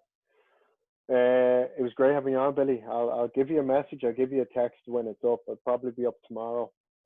But Deadly, look, I'll let you go. I have to get some food, and I'm sure you as well, man. If you want, we can do another one another time. Absolutely, man. I'm going to more depth regarding training principles that I do use. Okay. Yeah. What I have found successful in the past.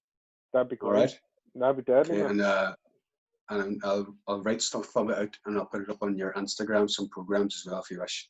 Okay, buddy. All right, man. Nice chatting to you, man. Take care. All right.